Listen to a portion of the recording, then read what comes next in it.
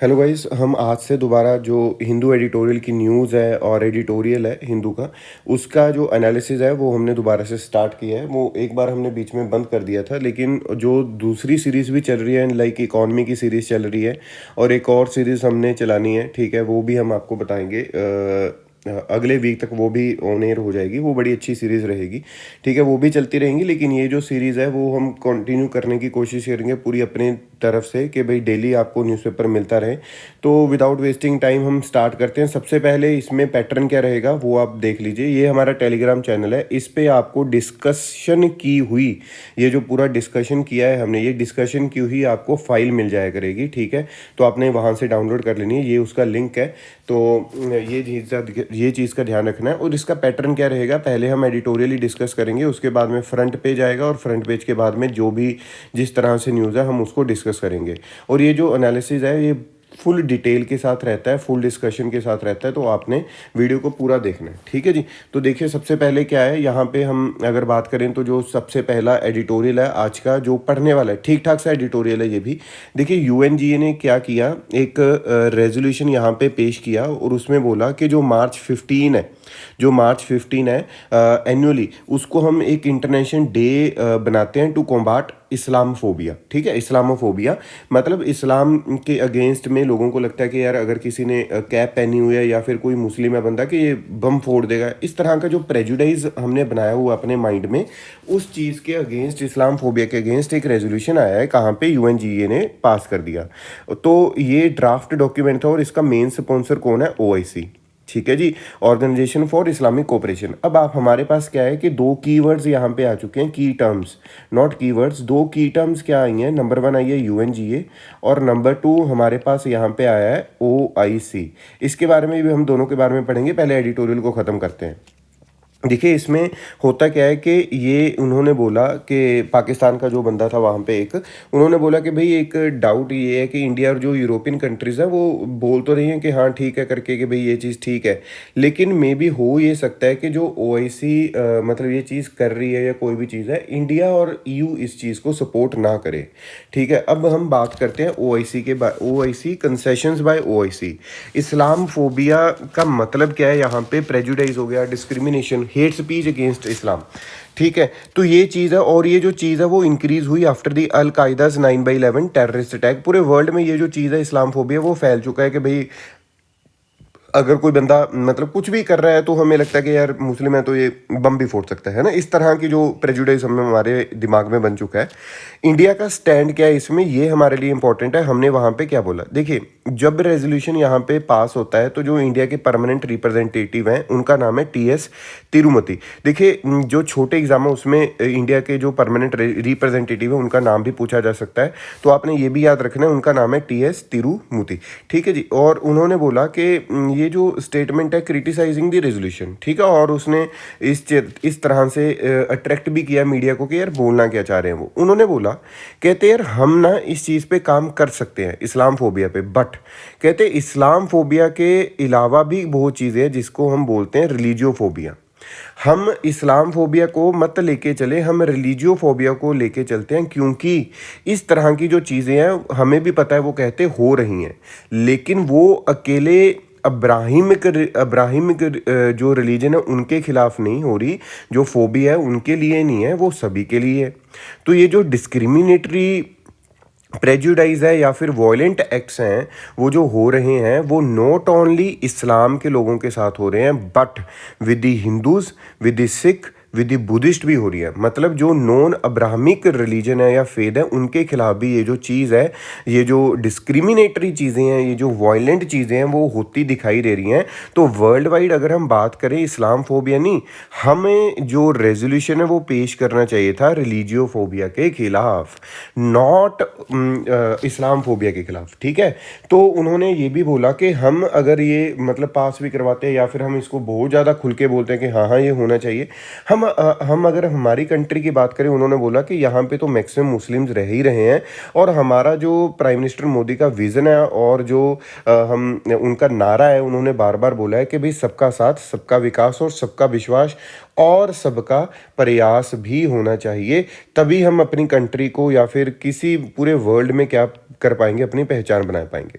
ठीक है, तो उन्होंने मतलब साथ दिया इस चीज़ का, लेकिन उन्होंने बोला भाई इस्लामफोबिया नहीं, रिलीजियोफोबिया की तरफ जाना चाहिए, एक ही जगह पे ये जो चीज़ नहीं हो रही। फिर अगर हम ईयू की बात करें, ईयू ने भी इस चीज़ के बारे में थोड़ी सी ऑपोजिशन दिखाई, इस चीज़ में बहुत खुल के बात नहीं की। और चाइना की अगर मैं पोजीशन की बात करूं, चाइना के लिए हमेशा एक सॉफ्ट पॉलिटिक्स खेली जाती है, किसकी तरफ से, चाहे वो ओआईसी है, मतलब चाहे वो ओआईसी है, चाहे वो कोई भी है, चाइना के लिए वो थोड़ी सी सॉफ्ट पॉलिटिक्स खेली जाती है, डिस्पाइट द इफेक्ट कि जो उइघर मुस्लिम्स हैं जो कि उनकी जिनजियांग प्रोविंस में रह रहे हैं, उनके खिलाफ आप लगा के चलो कि बहुत ही ज़्यादा डिस्क्रिमिनेटरी प्रैक्टिसेस हो रही हैं, बहुत ज़्यादा उनके खिलाफ एट्रोसिटीज़ हो रही हैं, मैक्सिमम लोगों की वहाँ पे लोगों को मार दिया जाता है। ठीक है, ये फैक्ट जानने के बाद भी, डिस्पाइट नोइंग दिस फैक्ट, जो एक सॉफ्ट पॉलिटिक्स है, जो सॉफ्ट अप्रोच है, वो हमेशा चाइना के लिए रहता ही रहता है। ये चीज़ आपने याद रखनी है। अब हम बात करते हैं की टर्म्स की, यूएनजीए OIC। यूएनजीए होता क्या है? देखिए, जो जनरल असेंबली है, ये जो एक मेन डेलिब्रेटिव या फिर हम पॉलिसी मेकिंग रिप्रेजेंटेटिव ऑर्गन बोल सकते हैं यूएन का। अब इसकी खासियत क्या है? इसकी खासियत ये है, जो आपने याद रखना है, कि ये जो चीज़ है, ये इसमें 193 मेंबर स्टेट्स हैं यूएन के, और ये मतलब ऐसी only, this word is extremely important, जो बच्चे ने टेस्ट सीरीज अटेम्प्ट करनी स्टार्ट कर दी है उनको पता होगा ओनली वर्ड का जो मतलब है वो बहुत बड़ा रहता है ना।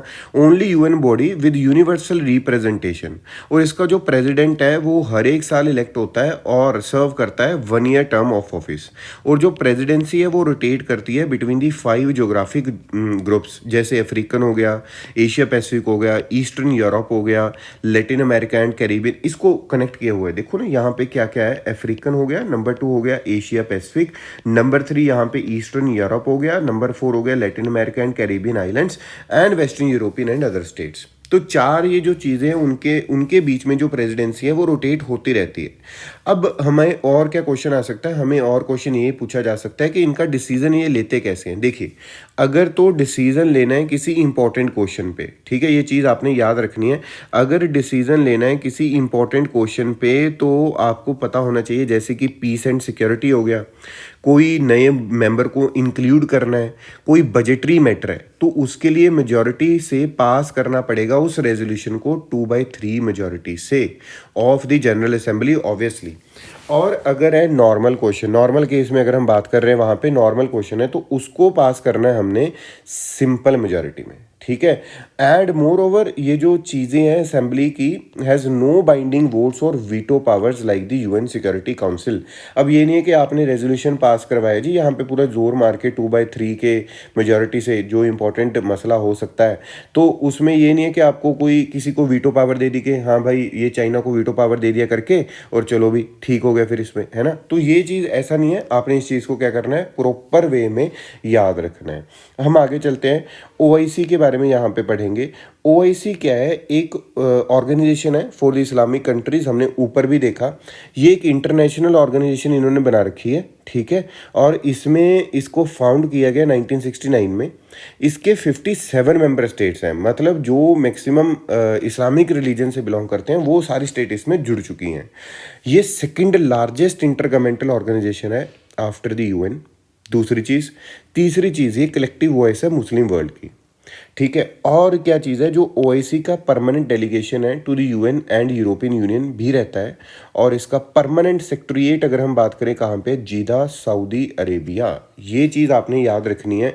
हमने सबसे पहले देखिए यहाँ पे, एक तो हमने एडिटोरियल डिस्कस किया, नंबर 2 यहाँ पे हमने की जो हमारी टर्म्स थी इसमें यूएनजीए और ओआईसी, तो इसी वे में हम डेली देखो डिस्कशन करेंगे। आज का जो एडिटोरियल था वो तो बड़ा छोटा सा था, लेकिन इसको भी डिटेल में, और ये जो की टर्म्स है ये भी इंपॉर्टेंट है हमारे लिए, प्रीलिम्स के लिए, मेंस के लिए, तो ये हम साथ में डिस्कस करते रहेंगे।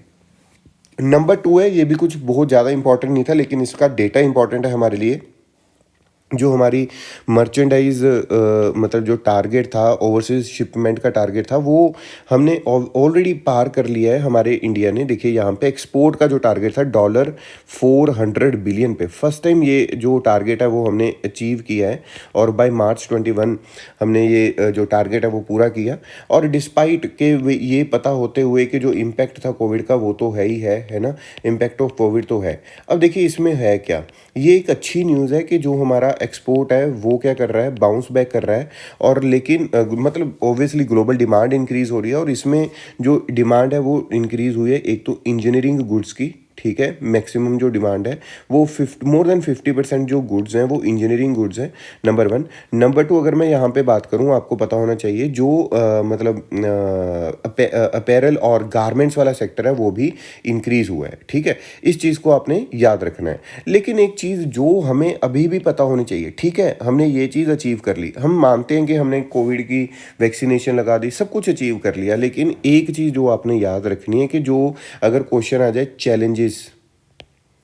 Challenges related to India's export, ठीक है, challenges related to India's export, suppose ये क्वेश्चन आ गया मेंस में, ठीक है, तो इसमें क्या क्या लिखना है। नंबर वन क्या है कि भाई हमें पता है लॉजिस्टिकल चैलेंजेस हैं, ठीक है, और लॉजिस्टिकल चैलेंजेस यहाँ पे मैं लिख रहा हूँ, नंबर वन है लॉजिस्टिकल चैलेंज। ये सेम फाइल आपको वहाँ पे मिल जाएगी टेलीग्राम के ग्रुप में।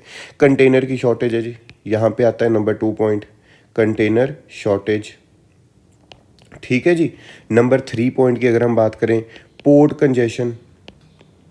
कंजेशन, ये प्रॉब्लम्स हैं जिससे एक्सपोर्ट है जो डिक्रीज़ हो सकता है ना। और उसके बाद में अगर हम बात करें कि जो मतलब ये जो प्रॉब्लम्स हैं, है ना, ये जो प्रॉब्लम्स हैं और इंफ्रास्ट्रक्चरल प्रॉब्लम्स, अब इन चीज़ों को ठीक करने के लिए हम ऑब्वियसली काम कर रहे हैं। जैसे कि हमारे के प्रोजेक्ट आपने सुना होगा, पीएम गति शक्ति प्रोजेक्ट, है ना, पीएम गति शक्ति प्रोजेक्ट, पीएम गति शक्ति। और इससे पहले था नेशनल इंफ्रास्ट्रक्चर पाइपलाइन। तो आपने जब प्रॉब्लम्स लिखनी है तो मेंस के आंसर में ये भी लिखना है कि इसका वे फॉरवर्ड क्या है, ठीक है। नेशनल इंफ्रास्ट्रक्चर पाइपलाइन हो गया। और फिर इस चीज़ को इम्प्लीमेंट करवाने के लिए मेरे पास क्या था, नेशनल मोनेटाइजेशन प्लान, ठीक है, या स्कीम। इन चीज़ों को आपने प्रॉपर तरीके से याद रखना और लिखना है वहाँ पे। तो ये 2 आर्टिकल थे और एडिटोरियल जिसको हम बोल देते हैं, जो कि इंपॉर्टेंट थे आज के न्यूज़पेपर में। थर्ड जो है हमारी फ्रंट पेज पे जो न्यूज़ आई हुई है वो है पीस इन बॉर्डर एरियाज़। देखिए यहाँ पे इंडिया और चाइना के जो लोग हैं वो न्यू दिल्ली में मिलते हैं और इसमें हमने एक चीज़ जो देखी यहाँ पे कि उन्होंने बोला कि ये जो कंडीशंस है वो सारी नॉर्मल हो सकती हैं जब तक हम LAC पे काम करेंगे। अगर हम LAC पे काम नहीं करेंगे, जो पोजीशन अगर वहाँ पे सिचुएशन अगर ठीक नहीं होएगी, तो ये जो टाइज़ है हमारी, जो एग्रीमेंट्स हैं, जो जॉइंटली हम बोलते हैं चीज़ें, वो नहीं ठीक हो पाएंगी। हम यहाँ पे बात करते हैं, सबसे पहले आपको ये फ़ोटो देखना पड़ेगा। देखिए जो चाइना का बॉर्डर है वो हमारा, पहले तो आपको ये पता होना चाहिए किस किस रीजन में लग रहा है। पहला यहाँ पे आपको दिख रहा होगा लद्दाख, ठीक है, ये हो गया लद्दाख का रीजन हो गया। फिर जम्मू एंड कश्मीर का रीजन आ गया, 1 2 3 हिमाचल का आ गया, नंबर 4 आ गया उत्तराखंड, और नंबर 5 यहाँ पे हमारा सिक्किम वाला। आपको पता ही डोकलाम ट्राई जंक्शन के लिए डोकलाम पे कितना टाइम पे हमारा वो जो चीज़ था वो चलता रहा। और 6th है ये वाली लाइन, और जिसको मैं बोलता हूँ मैकमोहन लाइन, ठीक है, मैकमोहन लाइन मैं यहाँ पे इसको बोलता हूँ। ये चीज़ आपने याद रखनी है। एक तो ये एरिया नंबर 1 मैकमोहन लाइन, और नंबर 2 लद्दाख और जम्मू एंड कश्मीर वाला एरिया। ये सबसे ज़्यादा कंट्रोवर्शियल एरियाज़ है जहाँ पे ये जो हमारी कंटेंशियस है between the India and China वो चलती रहती है। ये जो एरिया है, मतलब ये हिमाचल प्लस उत्तराखंड वाला, अभी तक ये एरिया लीस्ट कंट्रोवर्शियल एरिया है, हिमाचल और उत्तराखंड वाला। मतलब ये हो गया हमारी वेस्टर्न साइड होगी, ये सेंट्रल होगी, और ये होगी ईस्टर्न साइड। वेस्टर्न और ईस्टर्न जो साइड है ना, जो वेस्टर्न और ईस्टर्न साइड है उस पर पूरा प्रॉपर तरीके का डिस्प्यूट चलता रहता है। लेकिन अगर मैं बात करूं कि सेंट्रल साइड की, वो लिस्ट कंट्रोवर्शियल है और इतना कुछ खास वहाँ पे डिस्प्यूटेड एरियाज नहीं है। हाँ, कल को कुछ निकल के आ जाए बात, वो अलग से चीज़ हो सकती है। अब हम बात करेंगे लाइन ऑफ एक्चुअल कंट्रोल पे इतनी ज़्यादा प्रॉब्लम क्यों है, ठीक है, ये प्रॉपर इशू हमें समझ में आना चाहिए और इसका फैक्ट क्या है। देखिए सबसे पहली चीज़, लाइन ऑफ एक्चुअल कंट्रोल है क्या, एक डिमार्केशन लाइन है, ठीक है, जो कि इंडियन कंट्रोल्ड टेरिटरी और चाइनीज़ कंट्रोल टेरिटरी के बीच में को सेपरेट करती है। अब ये जो LAC है वो डिफरेंट रहेगी किससे, LOC से। LAC है जो वो LOC से डिफरेंट रहती है। ऐसा क्यों है, देखिए जो LOC हमें बनाई गई थी वो इमर्ज हुई थी, हमने जब 1948 का सीज फायर लाइन नेगोशिएशन किया था, UN आया यहाँ पे आफ्टर द कश्मीर वॉर, वो आपको सारा पता ही है। और ये एक शिमला एग्रीमेंट हुआ, शिमला एग्रीमेंट के तहत हमने बोला कि LOC बननी चाहिए, ये वाला एरिया आपका है भाई और ये वाला एरिया हमारा हो गया। ठीक है। तो एलओसी मतलब क्या हो गया कि एक एग्रीमेंट से बनी हुई है, बैठ के हमने बात की है कि ये आपका एरिया, ये मेरा एरिया, ठीक है, इतना पता लगा। लेकिन अगर मैं एलएसी की बात करूं, कोई भी ऐसा कॉन्सेप्ट ही नहीं आया, कभी भी हमने बैठ के बात नहीं की। वो तो बात करने के लिए तैयार ही नहीं है, वो तो अभी भी बोलते हैं कि वॉर इज स्टिल ऑन। हमने वॉर कभी बंद ही नहीं की, हम तो कभी भी आएंगे, कभी भी जाएंगे। और इसी फैक्ट के चलते हुए आप देखते होंगे कि जो चीज़ें हैं कि उनके ट्रूप सेंटर हो गए जी, हमारे वाले वहाँ पे चले गए, उनके इधर आ गए, तो ये इस तरह का जो मसला है वो चलता रहता है। अब अगर हम बात करें कि एलएसी के बारे में कि भी अब और इशू क्या क्या है। अब एलएसी में देखो ना, यहाँ पे क्या क्या एरिया आ गया कि लद्दाख वाला आ गया। लद्दाख में मैक्सिमम जो हमारा इशू चल रहा है। फिर अरुणाचल में जो मैकमोहन लाइन है वहाँ पे इशू चल रहा है, ठीक है। और sectors across LAC, sector across LAC क्या क्या है देखो, मैंने पहले भी बात किया। ईस्टर्न सेक्टर में अगर मैं बात करूँ, अरुणाचल में प्रॉब्लम है, सिक्किम में प्रॉब्लम है, मिडल में उत्तराखंड हिमाचल है, लेकिन ये एक मतलब कम कॉन्ट्रोवर्शियल एरिया है, कम डिस्प्यूटेड एरिया है। लेकिन लद्दाख में प्रॉपर प्रॉब्लम है। और ये जो चीज़ है हमने पहले भी बात की, मैकमोहन लाइन है जी। डिसएग्रीमेंट्स कहाँ पे है, हम सीधा डिसएग्रीमेंट्स पे आते हैं। डिसएग्रीमेंट यहाँ पे हैं, इंडिया का क्लेम कुछ हो रहा है, वो भी मैं आपको दिखाता हूँ कि इंडिया क्या क्लेम करता है कि कहाँ तक मेरी लाइन है, और वो क्या क्लेम करता है बंदा, ठीक है, वो मतलब चाइना। अब ये तो पहली चीज़ तो यही आपको पता चल गया, ठीक है जी। और ये हो गया अक्साई चिन की अगर हम बात करें, तो अक्साई चिन क्या है, वो चीज़ है जो कि ऑक्यूपाई की गई है किसने, चाइना ने, ठीक है। उसके बाद में अगर हम बात करते हैं चाइना के केस में, जो एलएसी है वो corresponds mostly to claim line, but in the eastern sector it claims the entire Arunachal Pradesh as the south Tibet. Arunachal को तो वो अपना पार्ट ही मानता है। ये जो डिसएग्रीमेंट्स है वो हमारे बीच में चल रहे हैं। अब अगर हम बात करें कि क्या हमने कभी भी इस चीज़ को लेकर बात की है कि यार हम इन चीज़ों को सॉल्व करें, इन डिस्प्यूट्स को देखें, तो इसमें क्या है, बॉर्डर नेगोशिएशंस की हम बात करते हैं।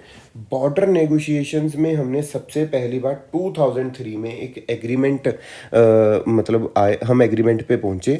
उसमें स्पेशल रिप्रेजेंटेटिव्स की हमने बात की, और अप्रैल 2005 में एक एग्रीमेंट बनाया कि भाई पॉलिटिकल पैरामीटर या प्रिंसिपल्स ऐसे होने चाहिए जो कि नेगोशिएशंस को आगे बढ़ाएं, जिससे दोनों कंट्रीज़ का भला हो, है ना। हम ट्रेड में आगे काम करें, इकोनॉमिकल में आगे चीज़ों में काम करें। तो इसमें जो एम था वो मैंने आपको बता ही दिया। और इसमें होता क्या है, during Indian prime minister visit to China in May 2015, ये जो प्रपोजल था to clarify the LAC was rejected by the Chinese. उन्होंने बोला कि ये जो ऊपर हमने चीज़ें चलाई थी, या फिर 2003 या 2005 में चीज़ें चलाई थी, ये क्या है, और हमें इसके बारे में क्लैरिफिकेशन दीजिए। लेकिन कोई क्लैरिफिकेशन नहीं देगी। लेकिन जब ये वुहान, आपने सुना होगा कि एक समिट हुआ, महाबलीपुरम समिट हुआ, तो इन दोनों समिट्स के बीच में हमने बात किया, और दोनों कंट्रीज़ ने बोला कि ये जो मतलब नेगोशिएशंस है, हम इस चीज़ को दोबारा हम एफर्ट्स करेंगे कि पीस वहाँ पे रहे बॉर्डर एरियाज़ में, या फिर इन चीज़ों को हम आगे लेके जा सकें। अब ऊपर मैंने आपको बोला था कि भाई क्लेम ही दोनों के अलग हैं, है ना, दोनों के क्लेम ही अलग हैं। उसके बारे में भी हम देखेंगे यहाँ पे क्या क्या क्लेम है। अब देखो, ये जो इंडिया है, इंडिया क्लेम दिखाता है यहाँ तक, एलएसी इंडिया लिखा हुआ है ना, इंडिया कहता है ये एरिया भी क्या है, मेरा है। लेकिन चाइना है जो वो क्लेम दिखाता है इस लाइन तक, ये येलो जो लाइन है ये लिखा हुआ है कि एलएसी चाइना। तो होता क्या है कि भाई इन्हीं चीज़ों की वजह से प्रॉब्लम होती है। वो कहता है ये मेरा एरिया, तो वो यहाँ पे एंटर होता रहता है। इंडिया कहता है ये मेरा एरिया है, तो वो एंटर होने नहीं देता, जिस चीज़ की वजह से मेजर प्रॉब्लम यहाँ पे हमें आती है, ठीक है। अब हम आगे बात करते हैं कि रेलिवेंस क्या है। ये जो यहाँ पे एक लेक है पैंगोंग सो, पैंगोंग सो का लेक का रेलिवेंस क्या है। पहली चीज़ तो ये लैंड लॉक्ड लेक है, ये चीज़ आपने याद रखना है। फिर उसके बाद में जो मतलब चाइना की एक अप्रोच है, चुशुल अप्रोच, मतलब कि उस एरिया तक जाना जहाँ पे इंडिया की मेन पोस्ट है, या फिर इंडिया का जो सामान आता है जहाँ से, उसको रोक देना, ठीक है। नंबर 2 हो गया। नंबर 3, अब यहाँ पे आपको देखना होगा, India claims that the LAC कहाँ तक है विद फिंगर 8, जो हमने बात किया। और चाइना बोलता है कि भाई ये जो चीज़ है, China border post are at finger 8, लेकिन वो बोलता है मेरी जो एरिया वो फिंगर 2 तक है। यही मेन पॉइंट है जिससे हमें पता चलता है कि जो प्रॉब्लम्स है वहाँ पे क्रिएट हो रही है। So this is all about the China और इंडिया का जो बॉर्डर डिस्प्यूट या बॉर्डर इशू हम बोल सकते हैं चल रहा है, इसके बारे में हमें पता होना चाहिए।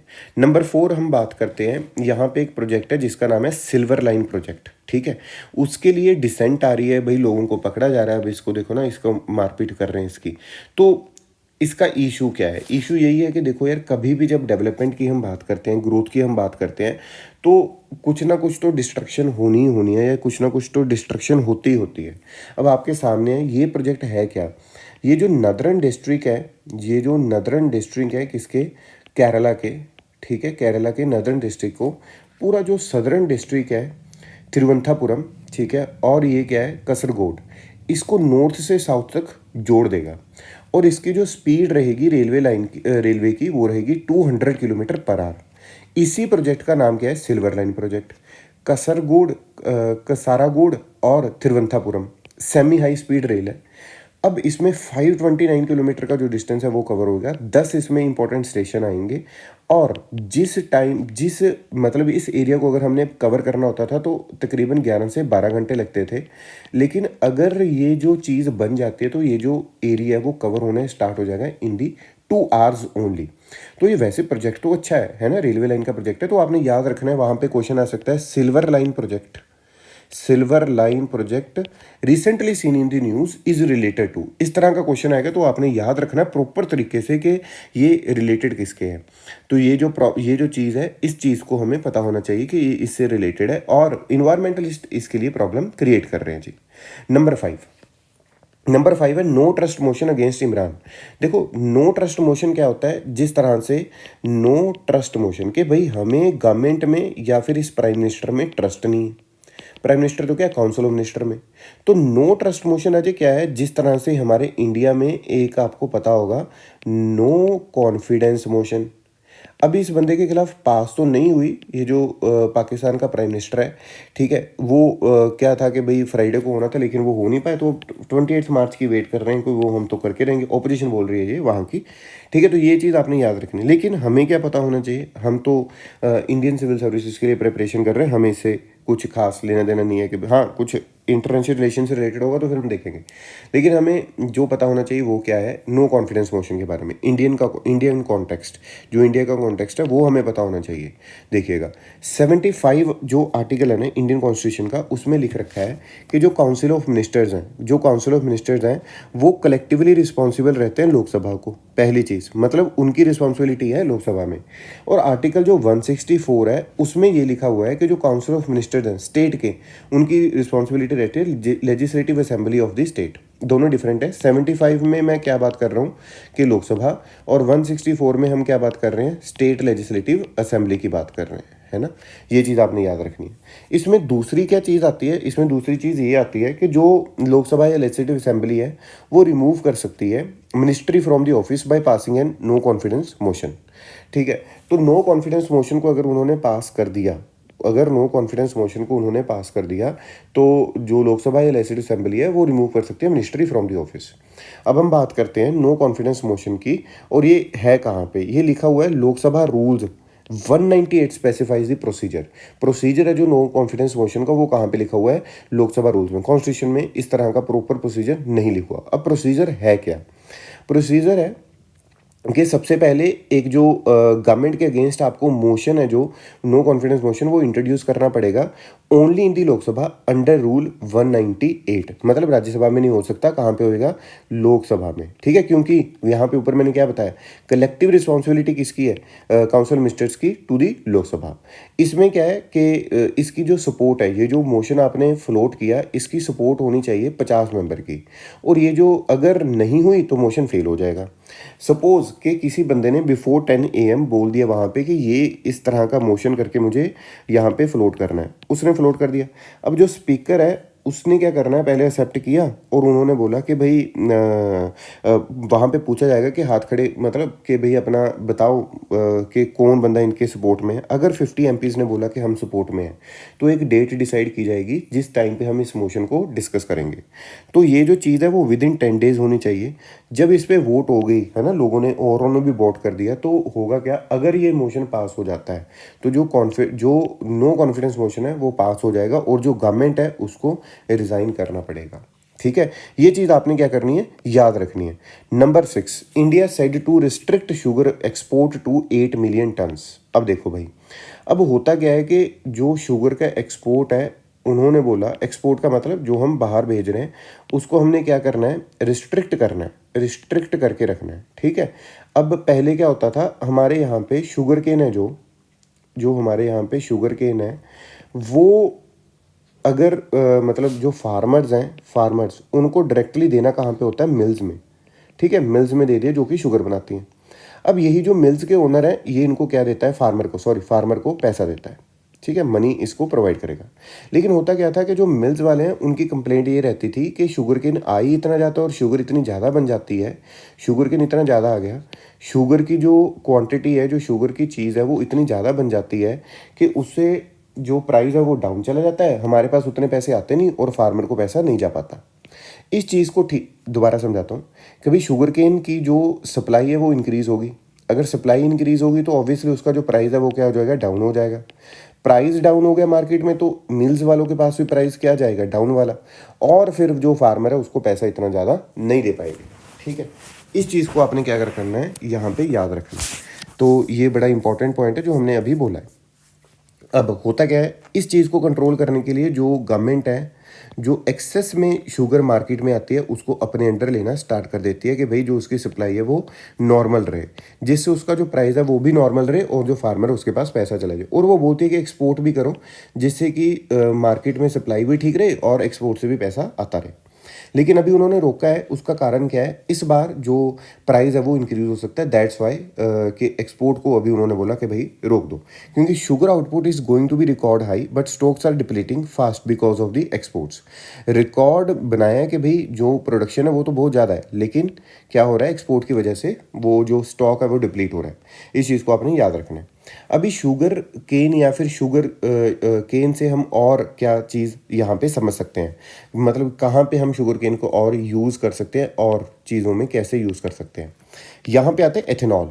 एथेनॉल हम प्रोड्यूस करते हैं शुगर केन से, मेज से, वीट से एट्सेट्रा, जिसका स्टार्च जो कंटेंट है वो ज़्यादा हो। फर्मेंटेशन प्रोसेस है वो एक अगर हम फॉलो करेंगे तो एथेनॉल हम बना पाएंगे, और एथेनॉल को हम मिक्स कर सकते हैं with the gasoline to form different blends. इसका जो ऑक्टेन नंबर है वो हाई होता है, जिसकी वजह से ये किसी भी चीज़ जगह पे मतलब किसी भी चीज़ में ये घुल मिल जाएगा, ठीक है। तो अच्छे वे से इसको हम हार्नेस कर सकते हैं। अब हम बात करते हैं कि ये एथेनॉल इंपॉर्टेंट क्यों है। एथेनॉल इस वजह से इंपॉर्टेंट है क्योंकि हमने एथेनॉल ब्लेंडिंग प्रोग्राम चलाया हुआ है। आपको एक चीज़ पता ही होगी कि आपको एक चीज़ पता होगी यहाँ पे कि बेसिकली जब भी हम बात करते हैं किसी भी चीज़ की, जब भी हम बात करते हैं किसी भी चीज़ की एथेनॉल ब्लेंडिंग प्रोग्राम में, कि यार हमारे यहाँ पे जो हम इंपोर्ट करते हैं, मतलब बाहर से जो चीज़ मंगवा रहे हैं, एक तो गोल्ड है, एक है पेट्रोल मतलब क्रूड ऑयल, है ना, क्रूड ऑयल जो बैरल्स हम मंगाते हैं, क्योंकि ये जो चीज़ें हैं वो हमारे यहाँ पे नेचुरली बहुत कम है या फिर नहीं मिलती हैं। तो इससे होता क्या है, जो हमारा बैलेंस ऑफ पेमेंट है वो नेगेटिव हो सकता है ना, या नेगेटिव हो भी जाता है, क्योंकि इतना ज़्यादा जो पैसा है वो हम बाहर की मार्केट में दे देते हैं। इन चीज़ों से बचने के लिए, अपने आप को बचाने के लिए हमने क्या किया, हमने बोला पेट्रोल में क्या करो, एथेनॉल को मिक्स करो, ताकि उसका जो प्राइस है वो भी डाउन आ जाए, डिक्रीज हो जाए, कंज्यूमर को भी फ़ायदा हो, और जो हम क्रूड ऑयल बाहर से मंगवा रहे हैं वो भी क्या हो जाए, डिक्रीज हो जाए, और उसमें भी हमें फ़ायदा हो। अब जो एथेनॉल ब्लेंडिंग अभी करंटली हो रही है वो हो रही है 5%, मतलब 5%। अगर 100 हमारी प्रॉपर क्वांटिटी है उसमें पेट्रोल कितना है अभी 95 है, और 5 क्या है, एथेनॉल है। यहाँ पे पेट्रोल, यहाँ पे एथेनॉल, यहाँ पे पेट्रोल। और हमने ये टारगेट दिया कि हमने अभी क्या करना है, 20% एथेनॉल ब्लेंडिंग करनी है, मतलब अगर 100 है तो 80 क्या होना चाहिए यहाँ पे पेट्रोल, और 20 क्या होना चाहिए, एथेनॉल। लेकिन ये जो E20 का टारगेट था, एथेनॉल 20 इन दी पेट्रोल, वो टारगेट हमें अचीव करना था बाई दी 2030, ठीक है। लेकिन ये 2030 से हटा के हमने ये जो टारगेट अभी क्या कर दिया, 2025। एक्सट्रीमली इंपॉर्टेंट है ये चीज़, इसके आने के बड़े आसार हैं। E20 seen in the news, ठीक है, E20 recently seen in the news. आपको पता है, अगर आप प्रीवियस ईयर भी देख रहे हो आपको पता है इस तरह के क्वेश्चन आते हैं। So thank you so much. आज के न्यूज़पेपर में इतना ही है, और आगे जो जितनी भी अपडेट्स हैं, नॉट ओनली न्यूज़पेपर, इकोनॉमी की हमारी सीरीज चल रही है, और भी जो चीज़ें हैं उसके लिए जो हमारा जो चैनल है यूट्यूब का, आप सब्सक्राइब कर सकते हैं। टेलीग्राम के चैनल पर आपको ये जो डिस्कशन वाली PDF वो भी मिल जाएगी।